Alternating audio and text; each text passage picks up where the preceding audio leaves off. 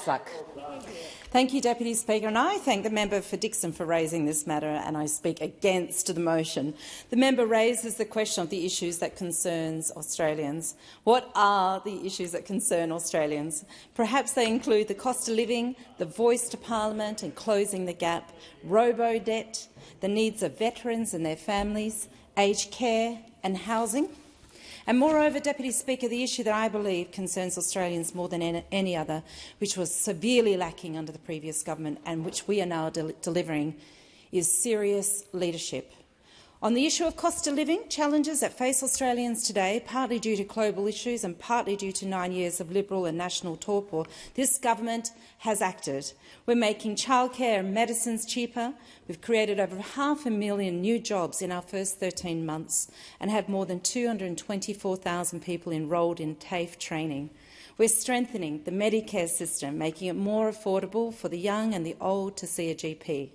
We're strengthening the social safety net, increasing job seeker and rent assistance, and providing energy bill relief, on top of capping gas prices to reel in the cost of living challenges that started to run away under the former government.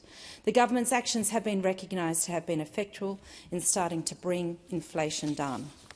We're also getting wages moving, supporting the Fair Works Commission's minimum wage rise, fixing a broken bargaining system and closing the loopholes used by unscrupulous employers to undermine and undercut wages and conditions. The Liberal and National parties voted against cheaper childcare, cheaper medicines, cheaper energy, more housing and even opposed pay rises. They voted against all of these things. If the opposition leader wants to know who's failing to deal with the issues facing Australians, he can look to his left and to his right and over his shoulder, which he should start doing more often, and then he can go find a mirror. On the issue of the referendum, perhaps the voice to Parliament means little else to some of those opposite than a way to divide. But for many people around this country, including many people with a real interest in closing the gap and making a real difference across health, education and justice for Indigenous Australians, the invitation of the Uluru Statement is a real chance to make a difference. I look forward to voting yes on October the 14th, and I will be proud if Western Australia also votes yes. On the issue of government treating ordinary Australians with respect, the report of the Royal Commission into the robo-debt scheme is an indictment of the former government. Perhaps indictment is too strong a word, but perhaps it isn't. On the issue on the needs of veterans and their families, our changes mean that finally they can access the services and support that they deserve in a timely way. On the many issues we inherited from the previous government in aged care, this government has been implementing the recommendations of the Aged Care Royal Commission and has supported aged care workers with significant pay increases.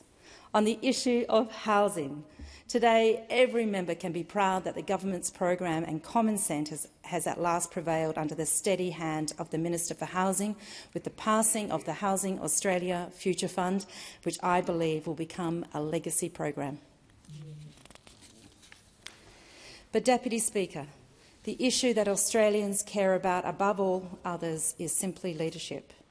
And we now have a stable government led by a respected Prime Minister. We once again are a serious country that is taken seriously around the world.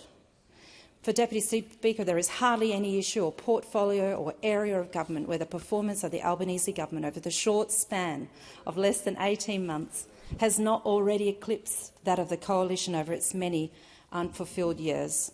On the issue of climate change, for example, for some of those opposite, the issue is one to be avoided, to be ducked around, to be met with nothing but mealy-mouthed words and a nod and a wink to other climate deniers. I'm sorry to those opposite who can read Science News and do accept it, looking at you, but you know the problem you have over there. The Australian public are simply unable to depend on climate action from those opposite, and there are decades of evidence of that, lost decades that we can't get back. This strange, indefinite motion sits firmly in the shade cast by the ministers of this worthy government whose work I have reflected on here, and very much in the shade of this Prime Minister.